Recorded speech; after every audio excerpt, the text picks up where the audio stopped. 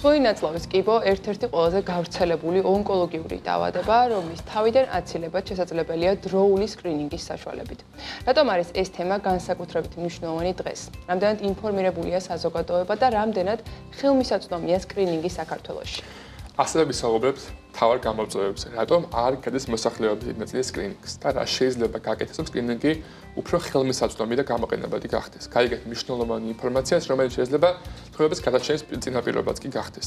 არ გამოტოვოთ მარიამ კუხალაშვილის სპეციალური რუბრიკა ამ თემაზე, რომელიც ყველას გვეხება. მოგესალმებით. მე მარიამ კუხალაშვილი, მეცკრიპტუმის გუნდთან ერთად განვაგრძობ საზოგადოების ცნობიერების ამაღლებას ამჯერად მსხვილი ნაწლავის კიბო სკრინინგის შესახებ. მსხვილი ნაწლავის კიბო დღეს ერთ-ერთი ყველაზე მნიშვნელოვანი გლობალური პრობლემაა. ონკოლოგიურ დაავადებათა შორის გავრცელებით ის მესამე ადგილზეა მსოფლიოში. ამ მძიმე სტატისტიკის მიუხედავად არსებობს ერთი ძალიან მნიშვნელოვანი და იმედისმომცემი ფაქტი, რომ მსხვილი ნაწლავის კიბო იმ იშვიათ ონკოლოგიურ დაავადებათა ჯგუფს მიეკუთვნება, რომლის პრევენციაც შესაძლებელია სკრინინგის საშუალებით. ბოლო ათწლეულების განმავლობაში განსაკუთრებით იმ ქვეყნებში, სადაც სკრინინგის პროგრამები აქტიურად ფუნქციონირებს, მსხვილი ნაწლავის კიბოს შემთხვევათა რაოდენობა და ამ დიაგნოზით გამოწვეული სიკვდილიანობა ყოველწლიურად მცირდება. ამის მთავარი მიზეზი არის ის, რომ სკრინინგის საშუალებით შესაძლებელია კიბოს წინარე მდგომარეობების აღმოჩენა, როგორიც არის ადენომა და პოლიპი და მათი მოკვეთის გზით შესაძლებელია პაციენტს თავიდან ავაცილოთ მსხვილი ნაწლავის კიბოს დიაგნოზი. 2014 წელს ბრენერისა და კოლეგების მიერ ჩატარებულმა მეტა-ანალიზმა ცხადყო, რომ სკრინინგული კოლონოსკოპია და სკრინინგული სიგმოიდოსკოპია 79%-ით ამცირებს მსხვილი ნაწლავის კიბოს შემთხვევათა რაოდენობას, ხოლო 78%-ით ამ დიაგნოზით გამოწვეულ სიკვდილიანობას. ამის მთავარი მიზეზი არის ის, რომ კოლონოსკოპია როგორც სკრინინგის ოქროს სტანდარტი წარმოადგენს არა მხოლოდ დიაგნოსტიკის, არამედ პრევენციის საშუალებასაც. სწორედ კოლონოსკოპიის საშუალებით შესაძლებელია აღმოვაჩინოთ ნაწლავში მიმდინარე კიბოს წინარე მდგომარეობები, რომელთა მოკვეთის შედეგადაც პაციენტს მსხვილი ნაწლავის კიბოს დიაგნოზი აღარ განუვითარდება. საქართველოში მსხვილი ნაწლავის კიბო გავრცელების მიხედვით მესამე ადგილზეა. 2021 წლის მონაცემებით გამოვლენილ შემთხვევათა რაოდენობა იყო დაახლოებით 800. საქართველოში მსხვილი ნაწლავის კიბოს სკრინინგის თანამედროვე მეთოდი არის ტესტი ფარულ სისხლდენაზე და მისი დადებითობის შემთხვევაში გაღრმავებული გამოკვლევა კოლონოსკოპიით. სკრინინგი უნდა იყოს ეფექტური, სისტემური, ხელმისაწვდომი და ორგანიზებული. სკრინინგზე საუბრის დროს ძალიან მნიშვნელოვანია გავითვალისწინოთ სხვა ქვეყნების წარმატებული მოდელები. მაგალითად, კეიზერ ფერმანეთის მიერ ჩატარებული ექსპერიმენტის შედეგად ბინაზე ფარული სისხლდენის კიტების დარიგების შედეგად აღმოჩნდა, რომ სკრინინგში ჩართული მოსახლეობის რაოდენობა 38%-დან 82%-მდე გაიზარდა, ხოლო სიკვდილიანობა კი 50%-ით შემცირდა. დღეს ჩვენ ვისაუბრებთ საქართველოში მსხვილი ნაწლავის კიბოს სკრინინგის შესახებ. რა მეთოდს გულისხმობს სკრინინგი, როგორია მოსახლეობის ჩართულობა, როგორია მოსახლეობის ცნობიერების დონე და დღეს ჩვენი გადაცემის სტუმრები არიან სკრინინგ ცენტრის ხელმძღვანელი ქალბატონი ეთერ კიღურაძე და სერვიე საქართველოს სამედიცინო ონკოლოგიის მიმართულების მენეჯერი და პაციენტებთან და საზოგადოებასთან ურთიერთობის კოორდინატორი ქალბატონი ქეთევან გაჩეჩილაძე. მოგესალმებით კიდევ ერთხელ და დიდი მადლობა მობრძანებისთვის. ჩვენს რუბრიკაში ყველაზე მთავარი არის, რომ მოსახლეობის ცნობიერება ავამაღლოთ სკრინინგის მიმართულებით. პირველი კითხვა თქვენთან მექნება ქალბატონო ეთერ. ვის ველოდებით მსხვილი ნაწლავის კიბოს სკრინინგში? მოგესალმებით, მადლობა მოწვევისთვის. საქართველოში კიბოს სკრინინგის პროგრამა მოქმედებს რამდენიმე მიმართულებით და მათ შორის ერთ-ერთი მნიშვნელოვანი კომპონენტი არის მსხვილი ნაწლავის კიბოს სკრინინგი. მოსარგებლეები არიან 50-დან 70 წლის ჩათვლით ასაკის ქალბატონები და მამაკაცები. ყოველ 2 წელიწადში ერთხელ მათ შეუძლიათ სახელმწიფოს მიერ დაფინანსებული უფასო პროგრამით სარგებლობა. პირველად ძირითადი ტესტი, ეს არის ტესტი ფარულ სისხლდენაზე, რომელსაც მოქალაქე, ჩვენთან მომართული მოქალაქე წაიღებს სახლში და ჩვენი სამედიცინო პერსონალის მითითებების შესაბამისად ჩაატარებს სახლში. შემდეგ ამ ტესტს დააბრუნებს უკან ჩვენს ცენტრში და სამედიცინო პერსონალი ასევე შემდეგ დაასრულებს ტესტის შედეგის გამოვლენას. დადებითი ტესტის შემთხვევაში, ანუ თუ გამოვლინდა ფარული სისხლდენა აი ამ ტესტში, შემდეგ უკვე პაციენტი, ანუ უბრალოდ ადამიანი მოქალაქე გადამისამართდება კოლონოსკოპიურ კვლევაზე. ეს არის უკვე გაღრმავებული კვლევა, რომლის საშუალებითაც ხდება იმ გარკვეული ცვლილებების გამოვლენა ნაწლავში, რომელიც შემდგომ შეიძლება გახდეს კიბოს ჩამოყალიბების საფუძველი ან გამოვლინდეს კიბო ადრეულ ეტაპზე, ასე რომ ეს მეთოდი საშუალებას გვაძლევს კიბოს ნაადრევ ეტაპზე გამოვლენის და ასევე ყველაზე მნიშვნელოვანი რაც არის ამ სკრინინგში, კიბოს წინარე მდგომარეობების გამოვლენის. ეს შეიძლება იყოს პოლიპები და ასეთი შემთხვევები უკვე გადამისამართება შემდგომ ქირურგიულ კურნალობაზე და პოლიპების მოშორების შედეგად ჩვენ შეგვიძლია გარანტირებულად ავიცილოთ თავიდან მსხვილი ნაწლავის კიბოს განვითარება. რომელ ქალაქებში არის წარმოდგენილი სკრინინგ ცენტრები და სად შეუძლია მოსახლეობას რომ მიმართონ? კიბოსკრინინგის პროგრამა საქართველოში პროგრამას ყავს 2 ადმინისტრატორი. ძირითადი მიმწოდებელი თბილისში არის ეროვნული სკრინინგ ცენტრი, რომელიც 4 ლოკაციაზე ფუნქციონირებს და მომსახურებას აწვდის თანაბარი ხარისხით. თბილის გარეთ ასევე შესაძლებელია მომსახურების მიღება ჩვენი ცენტრის მობილური გუნდების საშუალებით, თუმცა როგორც აღნიშნე პროგრამა ვაუჩერულია და კლინიკები არიან ჩართულები და უწევენ მომსახურებას. მინდა გითხრათ, რომ ყველა მსხვილ ქალაქში სერვისის მიღება არის შესაძლებელი. მე როგორც ხვდები, ყველაზე მთავარი რგოლი პირველად ჯანდაცვის ექიმებს, ესე ვთქვათ, ეკისრება. აი როგორი არის ჩვენი, ესე ვთქვათ, მოდელი საქართველოს? ზოგადად ოჯახის ექიმების, სოფლის ექიმების, აი პირველადი ჯანდაცვის რგოლის ექიმების ჩართულობა სკრინინგში ძალიან მნიშვნელოვანია. პირველ რიგში ინფორმაციის გავრცელების კუთხით, ასევე ტექნიკურად დახმარების კუთხით მოსახლეობისთვის, როდესაც ისინი გაუწევენ, თქვათ, ერთი მხრივ რეკომენდაცია სკრინინგის პროგრამებში ჩართვის, ასევე მათ შეუძლიათ ჩაწერონ კიდევაც სკრინინგის პროგრამაში და ქვეყანაში რამდენიმე წელია მოქმედებს უკვე ბუკინგის სისტემა, სკრინინგის ჯავშნების შესაძლებელია გაკეთდეს booking.gov.gz-ზე და როგორც მოსახლეობის მხრიდან, ასევე ოჯახის ექიმების მხრიდან და მათ შეუძლიათ მოსახლეობას გაუწიონ ძალიან დიდი, ასე ვთქვათ, რეკომენდაციაც და მხარდაჭერაც გამოუცხადონ აი ამ ტექნიკურ საკითხებში.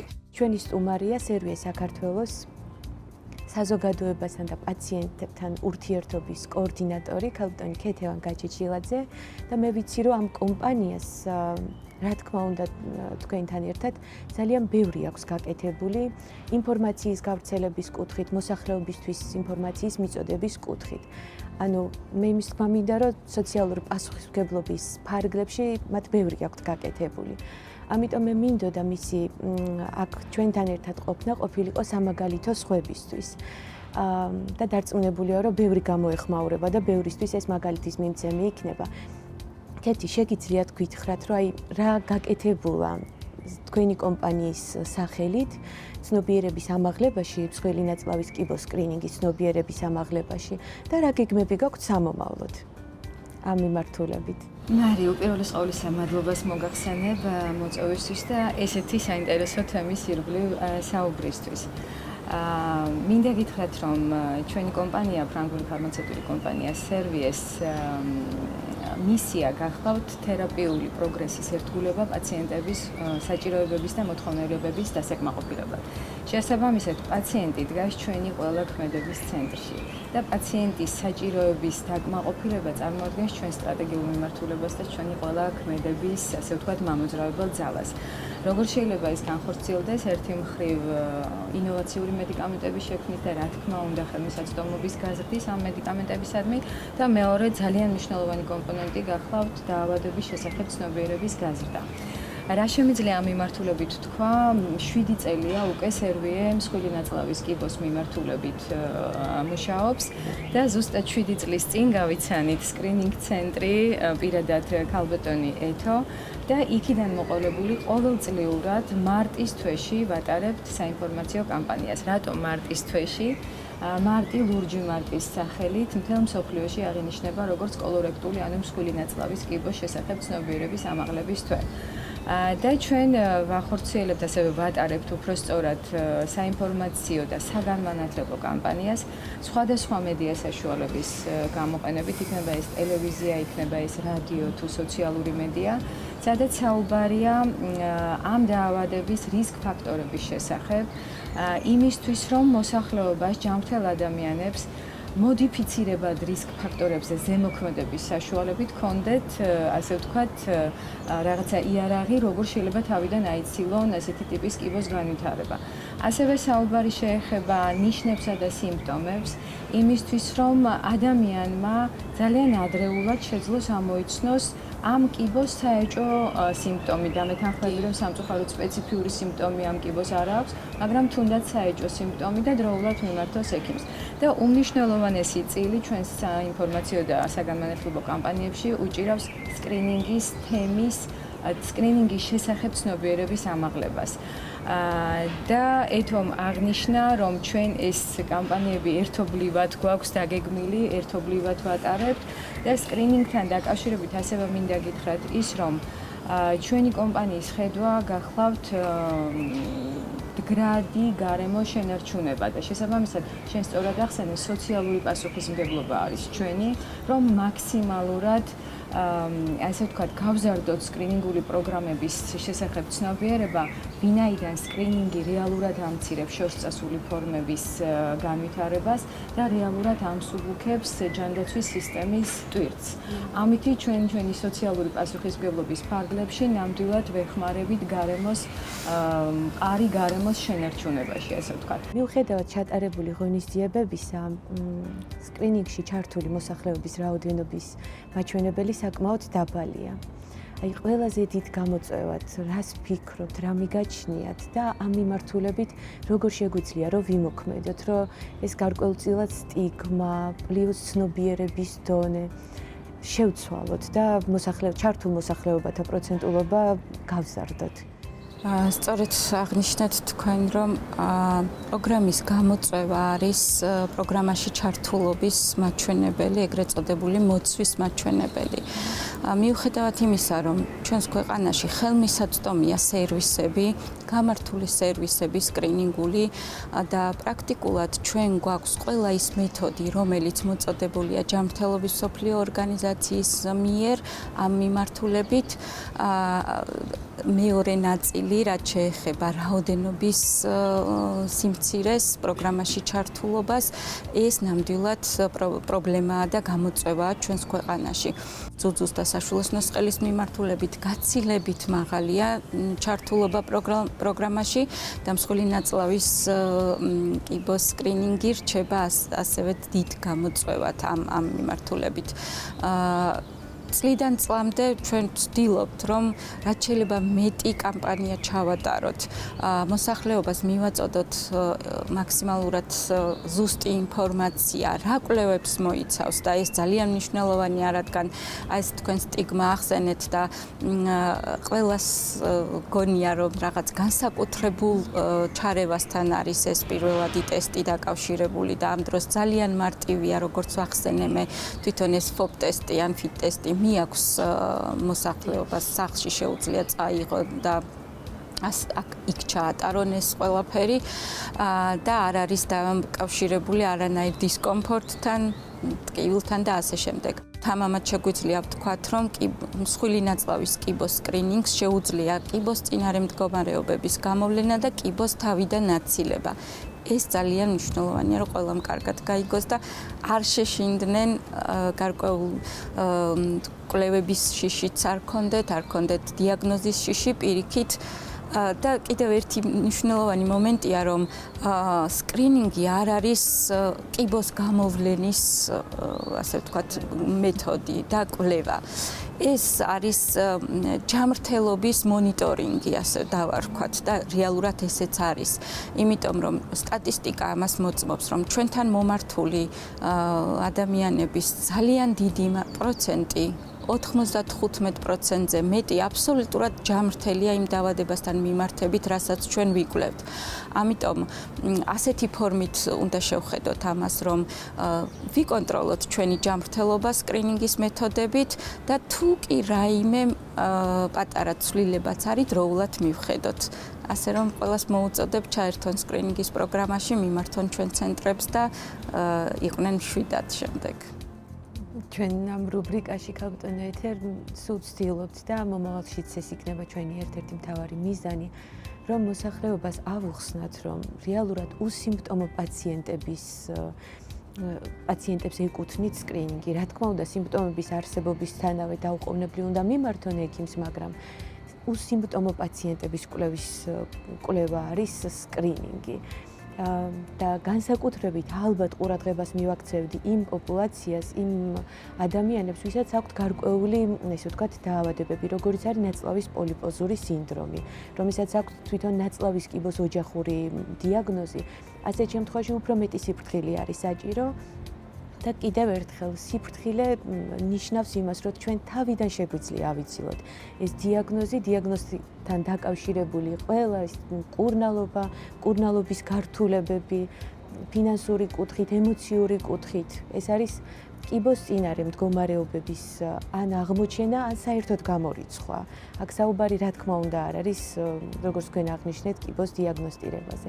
ასე რომ ჩვენ ყველა მოსახლეობის იმ ნაწილს, რომელსაც ეკუთვნის ასაკობრივად სკრინინგში მონაწილეობა, როგორც მსხვილი ნაწლავის კიბოს, ასევე სხვა სკრინინგ პროგრამებში მოუწოდებთ კიდევ ერთხელ, რომ უსიმპტომო პაციენტებს რეგულარული სკრინინგი დაიცავთ ავტვისებიანი სიმსივნის დიაგნოზისგან. მეც დავამატებდი ჩემი მხრიდან, ძალიან ძვირფასია ჩვენთვის სკრინინგ ცენტრთან ურთიერთობა ამდენწლიანი და პრაქტიკულად პარტნიორები ვართ, აი ამ მიმართულებით, როდესაც ვაკეთებთ აქტივობებს და ასევე მინდა გითხრათ, რომ სხვადასხვა ასოციაციების, მე გულისხმობ სამედიცინო ასოციაციების მხარდაჭერას ვახდენთ ჩვენ, რომლებიც რეგიონებში აპირებენ ჩაატარონ პირველადი ჯანდაცვის რგოლის ექიმებთან შეხვედრა იმისთვის, რომ სკრინინგული კვლევების მაქსიმალურად პოპულარიზაცია მოახდინონ და ცნობიერების გაუმჯობესება. მე მგონი ესეც ძალიან მნიშვნელოვანი წინგადადგმული ნაბიჯი იქნება და კიდევ ერთ დავამატებდი, თუ შეიძლება ჩემი როგორც ჩვეულებრივი საქართველოს მოქალაქის გადმოსახედიდან. როგორც კი შემისრულდა სკრინინგული კვლევის ასაკი, სხვათა შორის ველოდი, იმიტომ რომ კონკრეტული ასაკიდან ხდება მსხვილი ნაწლავის კიბოს სკრინინგი, ძალიან პატიოსნადავდი ვარ ამ კვლევებზე. არც ერთ შემთხვევაში არანაირი დარღვევა არ გამოვლენილა, მაგრამ ვარ ძალიან მშვიდად, რომ 2 წელიწადში ერთხელ ჩემს ჯანმრთელობას ვიმოწმებ და მთელი შემდგომი 2 წელიწადი მშვიდად ვცხოვრობ. შესაბამისად, მეც ჩემი მხრიდან, როგორც ჩვეულებრივი საქართველოს მოქალაქე, მოუწოდებ ყველას, რომ მიმართოს სკრინინგულ კვლევებს, ეს მარტივია, ეს ჩვენთვის უფასოა, საბედნიეროდ და ეს არის გარანტია იმისა, რომ ჩვენ მშვიდად შეგვიძლია გავაგრძელოთ სიცოცხლე. ყველას გვაქვს. დიდი მადლობა მობრძანებისთვის, იმ საქმიანობისთვის, რასაც ყოველდღიურად ატარებთ და მე დარწმუნებული ვარ, რომ კიდევ და კიდევ უფრო მეტი სიკეთე, წარმატება და შედეგები წინ გველოდება. მადლობა კიდევ ერთხელ.